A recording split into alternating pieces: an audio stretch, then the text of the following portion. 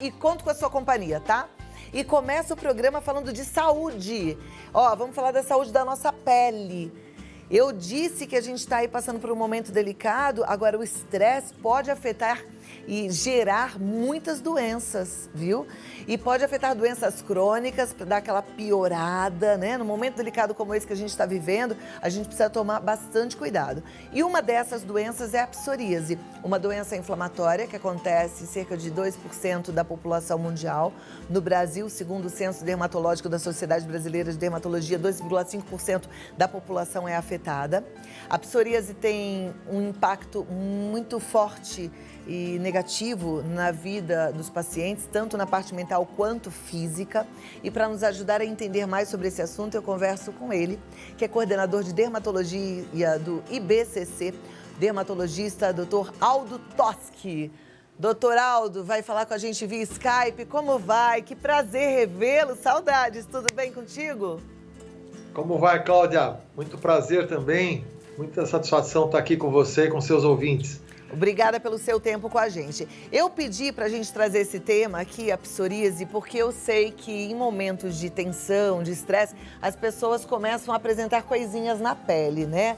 E eu acho que a psoríase, ela muitas vezes é confundida até com uma outra doença ou com outro problema de pele. Eu tô certa, doutor? Sem dúvida. Existe um estigma muito grande com relação às doenças de pele, então as pessoas sempre remetem às micoses, né? Todo mundo erroneamente chama as psoríases, né? Ou qualquer outra alergia de uma micose.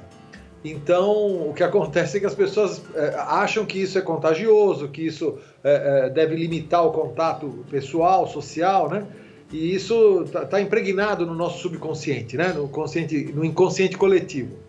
De fato, é algo bastante estigmatizante. A pessoa, mesmo sabendo que não é contagiante, que não pode passar para os outros, ela não se sente digna de frequentar certos ambientes, porque ela vai ter medo de ser rechaçada, de ser mal vista pelos outros. Exatamente. Na verdade, as pessoas têm sim um preconceito, né?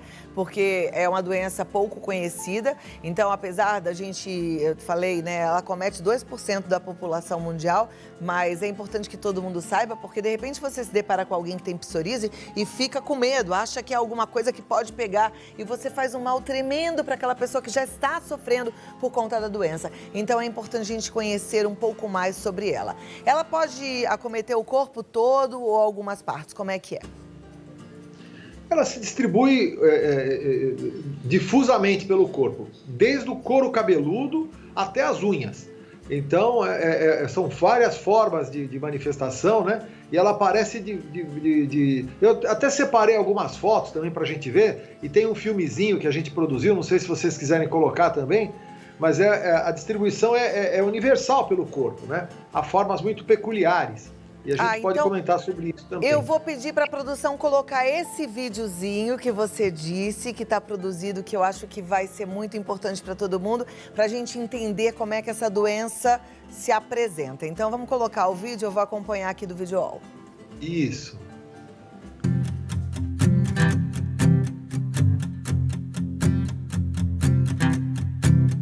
Existem várias manifestações, né? E habitualmente isso gera uma certa coceira. E a coceira, o atrito a inflamação que a psoríase gera causa coceira, e o ato de coçar agrava a psoríase. Então, é o cachorro mordendo o rabo, né? Quer dizer, você fecha o círculo vicioso. Uma coisa leva a outra, uma coisa piora a outra. Depois, se a gente for olhar no próximo, tem uma outra apresentação. Esse daqui agora já entrou em looping, né? Aqui fica um bom recado, Cláudia. Aqui as pessoas que têm psoríase devem evitar ao máximo se coçar. E a pele, como fica muito ressecada, o primeiro mandamento é hidratar muito bem a pele. Então, a hidratação é muito importante. Hidratação é um assunto também interessante, né? Porque eu, que gosto da minha pele sempre muito hidratada, percebo muita diferença de um hidratante para o outro. E eu procuro sempre usar hidratantes medicinais, né? Eu estava usando o Eucerin e aí mesmo assim minha pele ficou ressecada, eu passei para o outro que é o Ureadin, percebi que a minha pele ficou melhor. Então tem diferenças de hidratante, não é verdade? Tem muita diferença, tanto pela composição de cada hidratante, quanto pela própria sensibilidade de cada pessoa. as pessoas são mais ou menos sensíveis. Então, a maior parte dos hidratantes, como eles têm muitos perfumes, né, eles têm essências, algumas pessoas são intolerantes às essências e também a alguns conservantes que podem estar presentes. Isso também faz muita diferença. Mas o ideal é usar alguma coisa neutra, sem perfume, em geral. Tá, mas no caso da psoríase, por exemplo, poderia usar um hidratante à base de com ureia, como esse que eu estou usando? Então, a ureia é um dos recursos, uma das substâncias que a gente usa para quem tem psoríase, porque ela tem um alto poder de hidratação. A ureia ela é capaz de gerar um gradiente de absorção de água pela pele muito maior. Tá. E pode ser bom. Então, principalmente para cotovelo, para joelho, para o pé, né? Para áreas de pele bem grossa e seca. Tá. O que pode acontecer, por exemplo, é que a ureia numa área de pele fina, como o pescoço, como no rosto, ela pode causar alguma irritação. Ela pode criar até uma certa descamação. Então, depende do local em que a pessoa vai usar um creme com ureia. Olha lá que interessante, gente. Até para escolher um hidratante, é bom a gente consultar um dermatologista. Você está entendendo a seriedade disso? Agora, doutor Aldo, vamos lá para o outro material que a gente tem, porque aí dá para ter ideias de psoríase, né? Então, eu queria já que a gente colocasse essas fotos para você ir comentando. Eu separei alguns materiais, Cláudio, algumas fotos para explicar, que eu acho que graficamente fica melhor. Tá. Imagina a nossa pele como um baralho, onde todo dia tem que entrar uma carta embaixo e sair uma carta de cima, tá? É a analogia mais simples que eu consegui fazer até hoje. Então vocês vão observar aqui, eu não sei se eu consigo mexer aqui, não, eu não estou partilhando tela com vocês, mas vocês podem olhar onde está escrito pele normal. Você tem aqui a pele normal, tá vendo? Tem uma série de camadinhas, né? Uhum. Da camada basal, é como se fosse uma sucessão de células, né, que formam a epiderme. Tá. A pele normal, ela tem uma espessura pequena, menor. E a pele com psoríase, ela é mais profunda, é mais larga, tem mais camadas de pele. Então imagina que todo dia tem que entrar uma célula nova embaixo e sair uma de cima. Esse é um processo cíclico, né? Na psoríase, uma série de inflamações geram uma alteração onde entra uma célula nova e não sai uma célula de cima, uma célula velha. Então, imagina um baralho onde todo dia alguém põe uma carta, mas ninguém tira uma carta do baralho. Então a pele, aquele monte vai ficando grande, vai ficando alto. Então, como essa pele, essas camadas de pele, de queratina, vão ficando espessas, vão ocorrendo uma série de microinfecções, microinflamações que processam uma piora do problema. Então, gera mais coceira, a pele vai ficando grossa de fato, né? E isso gera mais coceira ainda. Ok. Então, aqui você vê um aumento aqui do lado onde tem pele normal, tá vendo? Tem umas célulazinhas azuis, né? Que é chamada de célula T. Não sei se vocês conseguem ler direitinho aí, não sei se está dando para ler direito. A letra tá pequenininha, mas dá para entender. Aí tem essa vermelhinha aqui, cheia de espinhazinhas, né? Que é uma célula, chama-se célula dendrítica. É uma célula chamada célula inflamatória que apresenta os antígenos, apresenta substâncias para os linfócitos. Então essa célula dendrítica está lá presente normalmente. E tem vasos capilares, que são esses vasinhos, essas minhoquinhas vermelhas. Na pele com psoríase, tudo isso aparece muito aumentado, ou seja, todas essas células e o sangue, a proliferação vascular crescem demais. Então, existe uma alteração onde o corpo começa a reconhecer naquelas substâncias normais da pele, ou pequenos fragmentos de bactérias, um grande inimigo. Então, o corpo cria uma resposta imunológica desproporcional. É como se ele visse lá uma formiga e resolvesse mandar um tanque de guerra para brigar com uma formiguinha. Então, ele começa a brigar demais e toda a resposta inflamatória fica muito intensa. E aí, esse processo todo vira uma cascata de liberação de uma série de substâncias inflamatórias. Aquilo que a gente ouve falar muito da tempestade citoquímica ou citocínica que acontece no Covid, que agora se fala muito, né, daquelas substâncias inflamatórias que inflamam a pessoa que tem Covid. Na psoríase é a mesma coisa, existe uma tempestade de citocinas, que são substâncias que atraem uma série de vasos sanguíneos, então a pele se inflama demais.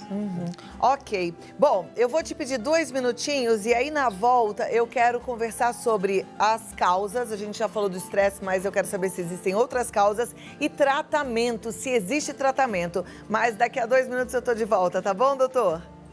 Ok. Obrigada, obrigada. Doutor Aldo, um excelente dermatologista. Gente, eu gosto de médico quando ele é respeitado pelos médicos. E é incrível, onde eu vou, eu falo doutor Aldo Toschi, as pessoas falam fantástico, médico sério, médico bom. E eu gosto de trazer gente boa aqui para conversar com a gente. Agora vamos voltar aqui com o doutor Aldo Toschi. Doutor, de volta aqui. Eu falei no comecinho que achava que tinha uma relação forte com estresse, mas tem outras causas para a psoríase? Sim, lógico. O estresse, a gente acredita hoje que quase todas as doenças podem ser agravadas pelo estresse, né? E o estresse é algo que tem que ser entendido não só como uma contrariedade. Vamos dizer, eu estou estressado porque eu estou devendo um dinheiro, ou porque eu tive fui despedido. Quer dizer, não é esse estresse que vai gerar a psoríase. Quer dizer, quando a gente chama de estresse, a gente fala de qualquer estresse físico ou emocional muito prolongado, que seja capaz de alterar o eixo hipotálamo, hipofisário e adrenal. Quer dizer, o cérebro comanda a glândula suprarrenal, que é o grande maestro do corpo, nesse caso, porque ela libera a cortisona, né? Quer dizer, quando você fica estressado continuamente, né? Quando você não dorme bem, quando você come mal, quando você tem uma contrariedade porque perdeu um parente querido, porque você está em casa na pandemia, quer dizer, se isso dura 2, 3 dias é uma coisa. Quando isso dura muito tempo, então você começa a interferir no trabalho da sua glândula suprarrenal que produz cortisona. E essas oscilações da produção de cortisona podem realmente desencadear doenças autoimunes. E talvez até o câncer, eventualmente. A gente não sabe exatamente em que medida isso acontece, tem N fatores. No caso da psoríase seria mais um. Existe um fator genético envolvido. A psoríase, além de pegar a pele, ela pode também acometer as articulações. Então é uma forma de artrite psoriática. Quer dizer, independente de somente a pele ser acometida, é uma doença sistêmica. Então ela pode acometer outras partes do corpo. E infecções também, por exemplo, qualquer infecção bacteriana também pode acentuar a psoríase, mas ela vai acentuar a psoríase em quem tem uma tendência para psoríase. Tá. Senão todos nós teríamos tido psoríase um dia na vida. Agora, o indivíduo que é psoriásico, que ele já tem psoríase, quando ele pega, por exemplo, uma dor de garganta ou uma infecção dentária, ele pode fazer um surto de agravo da placa de psoríase. Okay. Então existem mecanismos imunológicos, a imunologia está explicando muito isso para a gente hoje em dia. Tanto é que os novos tratamentos visam exatamente isso. Visam você agir na cascata inflamatória, inibindo seletivamente aquele componente que está envolvido naquele paciente. Perfeito, já que você tocou nesse ponto, eu queria então que a gente falasse de tratamento. As pessoas que têm psoríase, tem muita gente sofrendo com psoríase pelo corpo todo, né? Elas podem ter esperança de cura? Sem sombra de dúvidas. Hoje, mais do que nunca, nós temos muitos recursos para quem tem psoríase. Coisas que há 15 anos atrás, 10 anos atrás, nós nem sonhávamos em tratar com eficiência, né? Hoje nós temos pacientes que ficam absolutamente curados. Quer dizer, curados em manutenção. Não se fala em cura definitiva, se fala em um status melhor, a pessoa sair da crise e ficar numa situação de cronicidade onde ela consegue manter. São medicamentos modernos e tem uma série de linhas de tratamento. Então vamos lá, não vamos misturar as coisas. Tem psoríases muito leves, pequenininhas, localizadas, que são tratamentos clínicos muito simples e a gente consegue controlar muito tranquilamente. E às vezes a pessoa tem uma crise dessa e nunca mais vai ter na vida. Depois, de acordo com a área do corpo envolvida e com a extensão da pele que está envolvida, é que vai se mudar o tratamento. Existem várias linhas de tratamento. Os tratamentos anteriores, a gente usava supressores da imunidade que agiam de modo geral. Então, azatioprina, metotrexato, corticoides, tem uma série de drogas, né, que são usadas para isso e que são imunossupressores, com uma série de efeitos colaterais também. Modernamente, descobriram-se as drogas imunobiológicas, que são drogas que agem seletivamente em alguns intermediários do processo inflamatório. Se você continuar esse último PowerPoint que eu mandei para vocês, eu até coloquei uma tabela que mostra isso, e mais algumas fotos de pacientes com psoríase. Se você quiser mostrar... Eu acho que a turma da produção já deve estar buscando lá para colocar na tela. Assim que estiver pronto, eles colocam. Tá aí já a tabela. Tá aqui. Então, olha, aqui, por exemplo, são vários medicamentos, tá vendo? Que cada um são os mediadores inflamatórios. Então, você tem o fator de necrose tumoral, você tem as interleucinas envolvidas, interleucina 12, 23, 17A, né? Então, de acordo com cada interleucina que você quer atingir, você desenvolveram moléculas que são capazes de tratar e de interferir seletivamente. Então, eu tenho uma redução seletiva da imunidade que vai ser benéfica para cada paciente na medida de cada necessidade. Isso é muito individualizado.